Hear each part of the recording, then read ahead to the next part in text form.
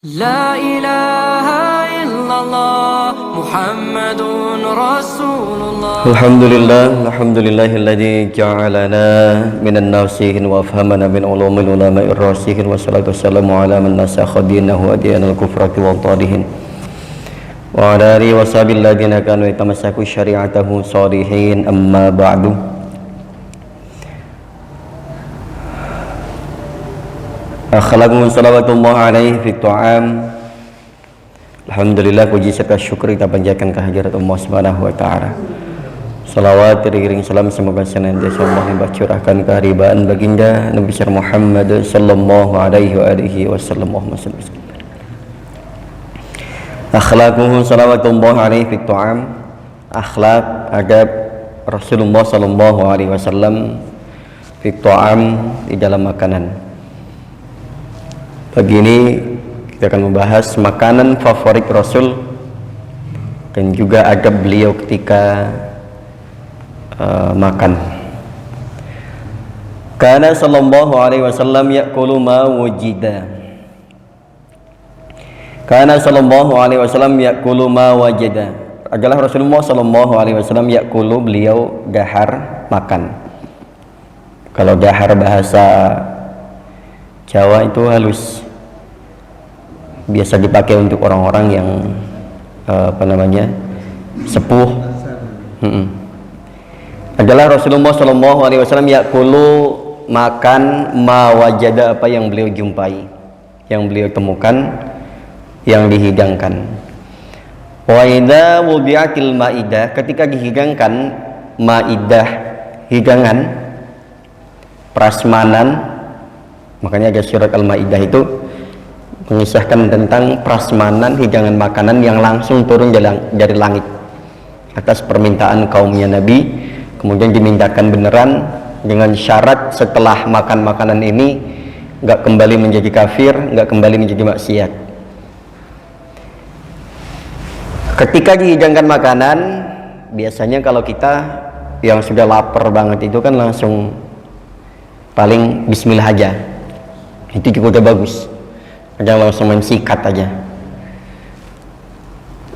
Doa yang diajarkan beliau adalah Bismillahi Allahumma ij'alha ni'matan mashkuratan tasilu biha ni'matal jannah. Bismillahi, dengan menyebut nama Allah. Allahumma ya Allah, ij'alha, jadikan hidangan ini, maidah ini, ni'matan, nikmat, mashkuratan, yang kami syukuri, tasilu, yang menyampaikan biha, dengan maidah ini, ni'matal jannah, sampainya pada kenikmatan surga. Rasulullah itu dihidangkan makanan saja, Pak, itu beliau kaitkan dengan nikmat surga, Pak.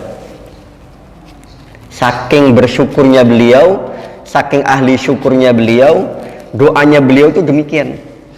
Ya Allah, dengan namamu ya Allah, jadikanlah nikmat hidangan ini sampai pada nikmatnya surga nanti.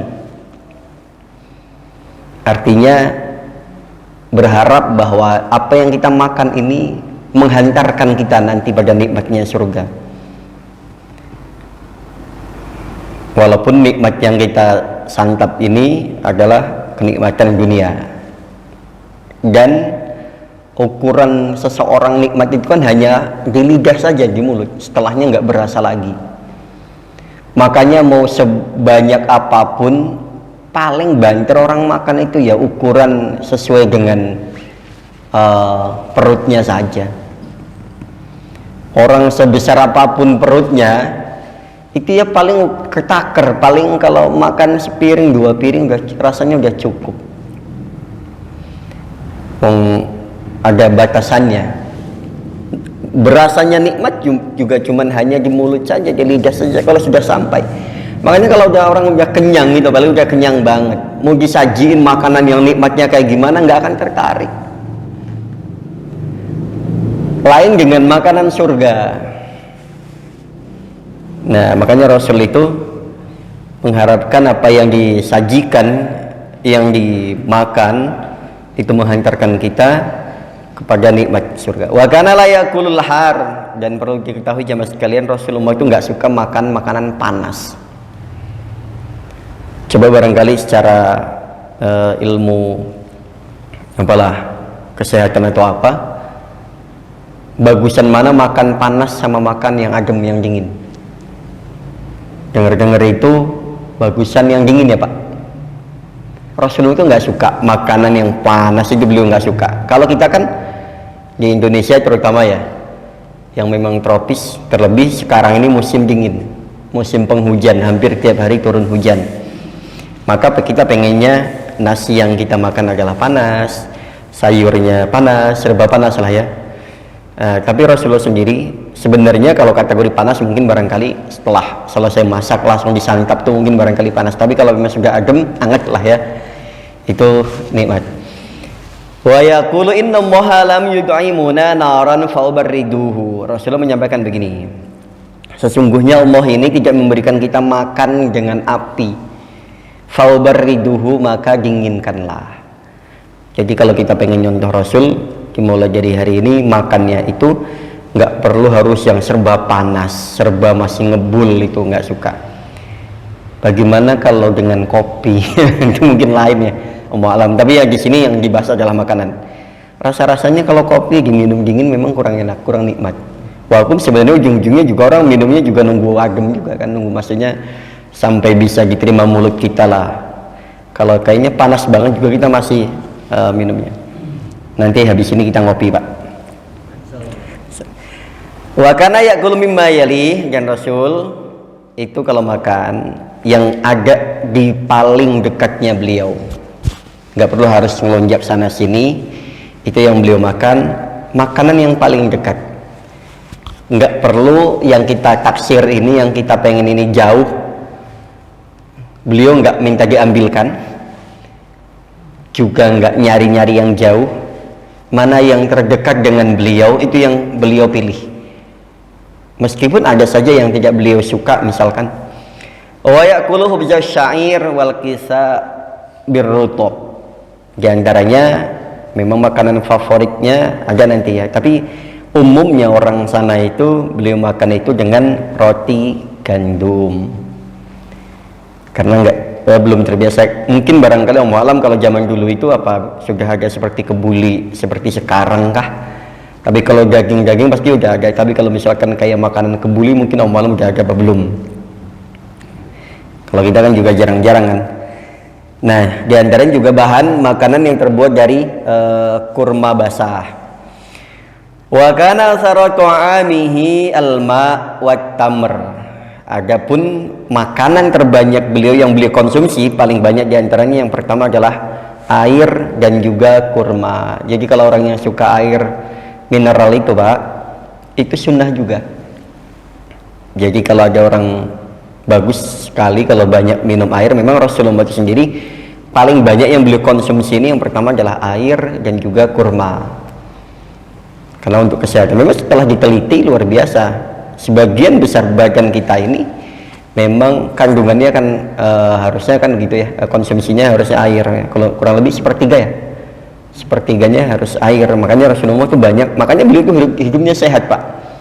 Beberapa kali diperiksa oleh dokter itu, beliau ini tuh hampir bisa dibilang jarang sekali sakit, karena pola hidup yang sehat.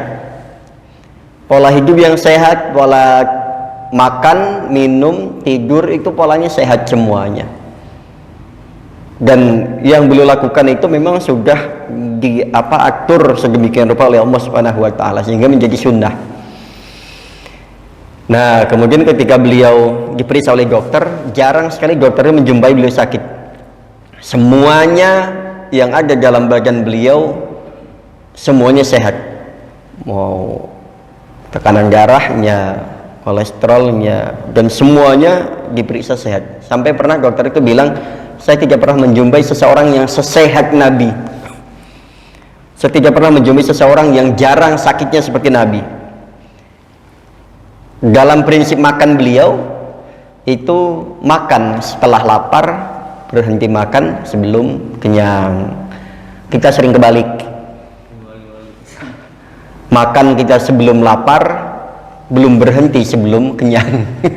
Kadang suka begitu, makanya kita ada aja penyakitnya, mulai dari mules, mulai dari macam-macam lah pokoknya. Karena jadi umatnya ini memangnya umat yang begini tapi memang disayang banget sama Nabi, luar biasa. Walaupun terkadang amalan kita ini seringkali berbolak-balik dengan amalan Nabi. Nabi makan setelah lapar, berhenti makan sebelum kenyang. Kita kadang sebaliknya, jarang sekali kita berhenti sebelum kenyang, dan hampir jarang kecuali memang kehabisan makanan, oleh kondangan misalkan dan lain sebagainya. Kalau di rumah ya kita porsinya udah pasti porsi kenyang lah, apalagi makan di rumah sendiri gitu kan. Apalagi pas banget makanannya ada yang favorit atau yang kita suka, masakan dari istri kita misalkan, atau masakan dari istri orang misalkan, kita beli di warung dan lain sebagainya. Nah, makanan paling banyak yang beliau konsumsi adalah air dan juga kurma. Wa abu ta'am ilaihi lahm wa kana yakulul sarik billahmi. Dan yang beliau, makanan terfavoritnya beliau yaitu daging. Makanan favorit beliau adalah daging. Nah, ini favorit. Wa kana yakul sarik billahm. Kadang seringkali Rasulullah itu makan dengan jenang atau dodol ya kalau di sini ya. Itu yang terbuat jenangnya dari Arab, itu jenang, ada campuran dagingnya.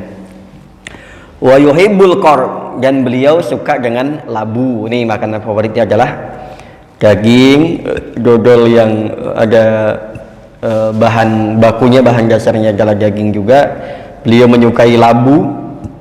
Labu itu kandungan vitaminnya banyak. Wa kana yuhibbu minasyak az-zira. Beliau itu menyukai daging itu bagiannya adalah dari paha belakang sebelah kanan. Makanya kemudian kalau kurban itu yang diberikan adalah paha belakang sebelah kanan. Entah apa bedanya Allahu a'lam, tapi beliau itu suka, yang pasti adalah rahasia tersendiri. Mungkin barangkali di antara 4 kaki kambing itu belakang itu mungkin kandungan apanya lebih banyak Allahu a'lam, tapi beliau itu memang favoritnya itu.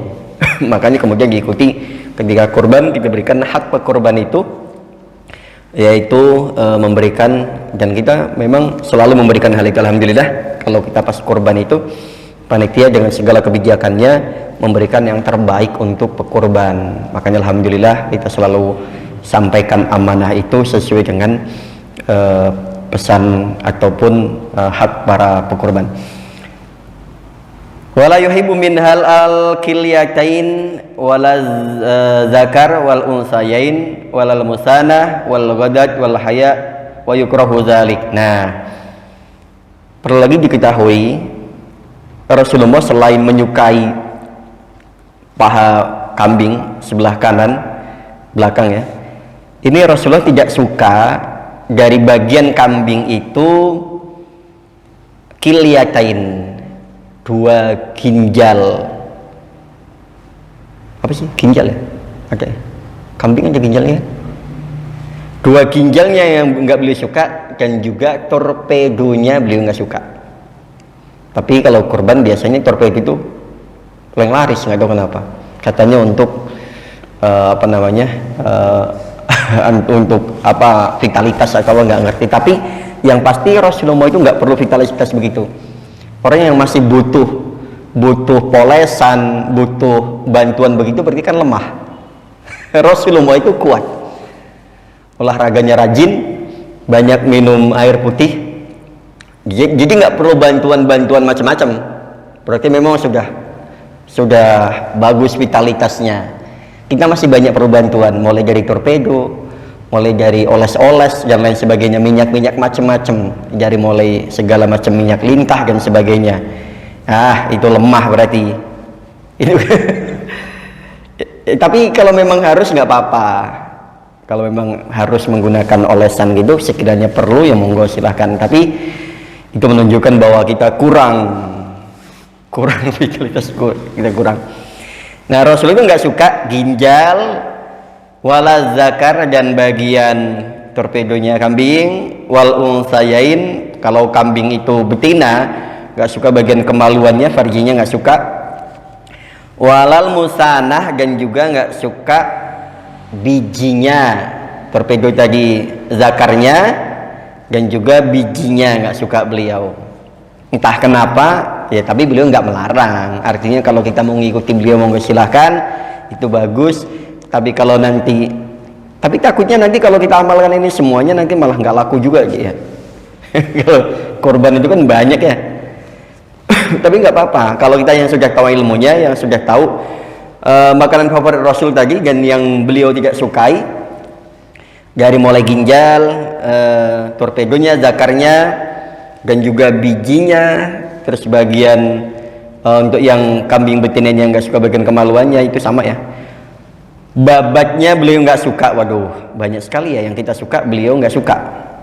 Yang beliau tidak suka banyak justru yang jadi favorit kita, karena memang itu sepertinya berpengaruh dengan kesehatan kita juga, Pak. Seperti ginjal tadi, zakarnya, torpedonya, bijinya. Terus juga beliau nggak suka tadi apa namanya, babatnya beliau nggak suka. Nah, tapi yang enak-enak ya, kayak babat gitu, kayak soto babat itu kan enak banget ya. Beliau nggak suka. Ya nggak apa-apa, mulai hari ini kalau memang kita usahakan kita sama, minimal kita ada sesuatu yang beliau tidak suka, kita juga sama nggak sukanya. Wa kana la yaqulu saum wal basol. Rasulullah itu nggak suka bawang merah dan bawang putih. Kalau nanti dihidangkan misalkan kayak acar, misalkan kan ada komposisinya diantaranya kayak timun, kayak makan timunnya aja, bawang merah putih. Kalau mungkin ya maksudnya mungkin barangkali yang langsung dikonsumsi langsung, enggak dimasukkan ke masakan ya. Kan itu kan ada kayak bawang itu kayak acar itu kan langsung kita makan ya. Karena memang menimbulkan bau juga. Beliau itu nggak suka baunya itu bukan hanya di mulut kalau bau bawang merah putih itu, tapi juga baunya ketika keringetnya itu nanti ke baju, ke pakaian ya. Wa madzamu ta'am qatun in a'jabahu akalahu wa in karihahu tarakahu. Wa kana yu'afudhu wa tihal wa la yuharrimuhuma. Dan lagi Rasulullah itu wa ma zammu ta'am qad in a'jabahu akalahu. Tapi Rasulullah meskipun nggak suka dengan makanan itu, Rasulullah tidak pernah mencacatnya, tidak pernah mencacinya, tidak pernah, kalau nggak suka beliau nggak makan, udah gitu aja. Kalau suka beliau makan, nggak suka tinggalkan. Jadi nggak perlu bilang makanan kok nggak enak begini, siapa yang masak begini dan sebagainya, udah tahu kesukaan saya begini malah dihidangkan begini. Rasulullah itu luar biasa. Kalau sekiranya masakan itu adalah favorit beliau, beliau makan dengan doa dan syukurnya. Kalau memang Rasul itu nggak suka, cukup diam dan tinggalkan. Jadi kalau memang beliau nggak suka, ya langsung begitu. Wa in karihahu tarakahu. Wa kana yu'afudhu wa tihal wa la yuharrimuhuma. Dan Rasulullah juga tidak menyukai biawak, waktihal dan juga limpa diantaranya. Beliau itu nggak suka biawak, nggak suka dari bagian daging itu limpa diantaranya. Nah, tapi wala yuharrimuhuma, Rasulullah tidak mengharamkan keduanya. Kalau suatu saat nanti ada orang yang berburu misalkan mengambil biawak kemudian dikonsumsi, kita juga nggak bisa bilang bahwa itu haram, karena Rasul sendiri tidak mengharamkannya. Tapi Rasul nggak suka, bahkan benci. Sampai beliau benci saja, beliau tidak mau mengharamkannya, saking hati-hatinya. Maka hati-hati, Pak, dengan seseorang yang kita anggap sebagai tokoh, guru kita, yang mudah mengharam-haramkan, mudah mengkafir-kafirkan. Jangankan sampai mengkafirkan, mengharamkan saja sesuatu yang tidak diharamkan oleh ajaran agama, kita jangan sekali-kali bilang itu haram, itu nggak boleh, jangan. Apalagi kapasitas kita bukan kapasitas sebagai mufti atau pemberi fatwa. Hati-hati sekali. Rasulullah saja dengan tidak sukanya beliau dengan biawak dan daging-dagingnya itu, tapi Rasulullah tidak berani mengharamkannya. Namun kalau ada orang yang berburu besar-besaran biawak, ini juga kurang bagus, meskipun tidak konsumsi lah katakan, karena itu untuk menjaga ekosistem, Pak. Itu biawak itu, kalau mungkin barangkali sebagian kita sudah tahu, kalau nggak ada biawak itu akan banyak ular, karena diantaranya biawak itu memakan telur-telur ular. Kalau di bantaran kali itu ada ular sanca lah, ular mungkin barangkali kobra lah dan sebagai macamnya. Ular itu kan kalau beranak bertelur itu nggak satu dua, kan banyak. Apalagi ular yang jenis kayak sanca gitu, piton misalkan. Kalau di kali-kali kita ini kan banyak kali angke ini. Berapa kali dijumpai itu kan? Yang paling nongol satu karena telurnya banyak juga dimakan oleh biawak itu. Kalau nggak jaga ekosistem kita nggak berimbang nantinya. Kalau biawak dihabiskan, kemudian nanti ular menjadi banyak, repot nanti aja yang dimakan kucingnya, binatang ternaknya. Naudzubillah min dzalik. Ini kita masih termasuk mending. Kalau di luar sana orang-orangnya yang dimakan dilahap sama ular, daerah-daerah luar Jawa itu kan yang masih hutan-hutan itu kan, berapa banyak kasus-kasus dijumpai orang lagi ke sawah, lagi ke kebun, hilang dimakan sama ular, anak-anak lagi main dimakan sama ular, sama buaya. Ini karena tidak seimbangnya ekosistem, karena seringkali bukan binatangnya yang masuk ke lingkungan kita, tapi kita yang masuk ke lingkungan, ke habitatnya mereka. Jadi kalau ada binatang itu masuk ke kampung-kampung, hakikatnya kampung kita dulu tempat mereka, karena dijajah, dirampas, kemudian mereka kembali untuk mencari makan, ternyata sudah ada perkampungan. Yang disalahin binatangnya, padahal memang itu ekosistemnya yang kurang terjaga seringkali. Demikian. Nah, Rasulullah nggak suka dengan biawak, dengan limpa, tapi Rasulullah tidak mau mengharamkan keduanya. Wa kana idza faragha, selesai makan beliau berdoa dengan doa ciri khas beliau yang sangat bagus sekali. Alhamdulillahi Allahumma lakal hamdu at'amta fa asba'ta wa saqaita fa arwaita, lakal hamdu ghairu maghfur wala maudu wala mustaghna anhu. Doanya beliau, alhamdulillah segala puji Allahumma ya Allah, lakal hamdu, pujian hanya milik engkau ya Allah. At'amta, engkau beri makan kami, fa asba'ta, kemudian engkau kenyangkan kami. Wa saqaita, dan engkau berikan kami minum, fa arwaita, kemudian engkau hilangkan dahaga kami. Lakal hamdu, bagimu segala puji ya Allah, ghairu makfur, yang pujian itu tidak kami kufuri, tidak kami ingkari, wala maudu, dan tidak kami tinggalkan, wala mustaghna alaih, dan kami merasa cukup dengan apa yang engkau berikan ya Allah. Alhamdulillah, sudah bersyukur, memuji Allah, merasa dikenyangkan oleh Allah. Karena bisa saja kalau Allah tidak memberikan rasa kenyang, makan sebanyak apapun itu kita nggak akan kenyang. Minum sebanyak apapun kita nggak akan kenyang. Sama halnya dengan meminum, orang yang haus minum air laut itu nggak akan ada kenyangnya, kembung dong, nggak akan ada hilang dahaganya, karena nggak ada rasa itu. Jadi Allah yang memberikan kita alhamdulillah bisa nikmat tidur saja nih, tidur kita bisa nyenyak, bisa bangun subuh, itu dan nikmat sekali bangunnya. Kita bisa makan apapun bentuk dan jenis makanan yang kita konsumsi itu halal, apapun, baik suka nggak suka, kita alhamdulillah sudah diberikan makan. Karena mencarinya juga cukup lumayan susah bagi orang sebagian, gampang bagi orang sebagian susah.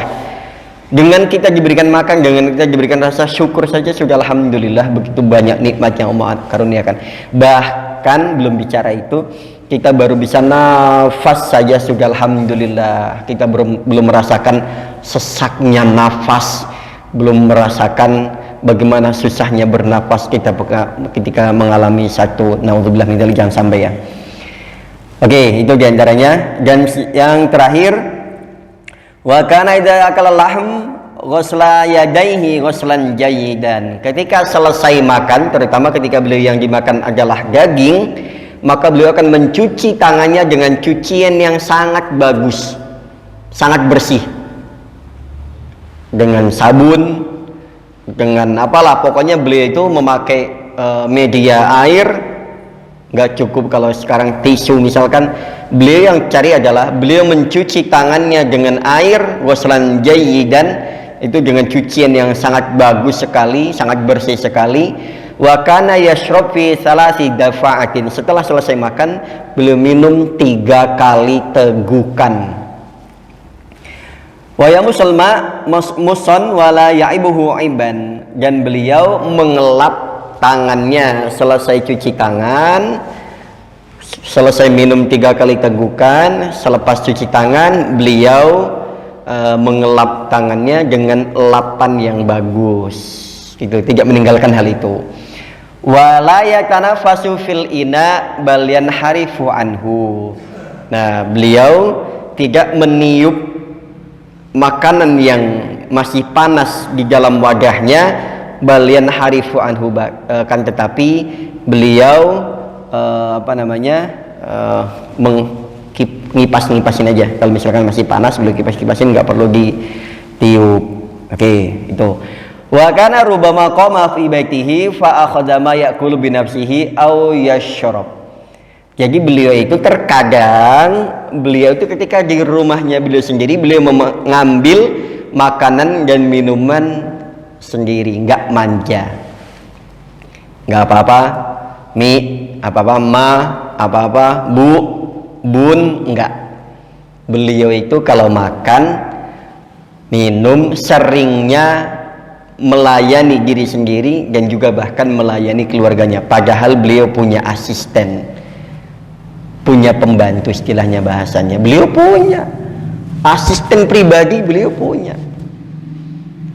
Berkeluarga dengan istri yang kaya raya, beliau tercukupi, kemana-mana didampingi sama asisten di masa suksesnya beliau. Tapi seringkali beliau melayani dirinya sendiri, nggak manja, nggak aleman. Jadi nggak gampang nyuruh-nyuruh orang. Selagi beliau bisa makan, minum, karena yang paling tahu porsi kita adalah kita. Yang paling tahu takaran kita adalah diri kita, dan yang paling tahu kita dalam segala hal adalah kita, yang tentunya Allah Subhanahu wa Ta'ala, dan yang paling tahu adalah setelahnya adalah kita, bukan orang lain. Yang tahu takarannya, yang tahu ukurannya, yang tahu porsinya, yang tahu apa dan berapanya itu adalah kita. Kita kadang diambilkan kelebihan, diambilkan kekurangan, maka yang paling tahu adalah kita. Mulai hari ini kita juga kalau mau mengikuti Nabi, banyak-banyak kita ini melayani diri kita, dalam arti dalam urusan keseharian tidak banyak manja dan tidak banyak dilayani. Terkadang kita alasannya kan kita memberikan kesempatan pahala untuk pasangan kita, enggak begitu juga.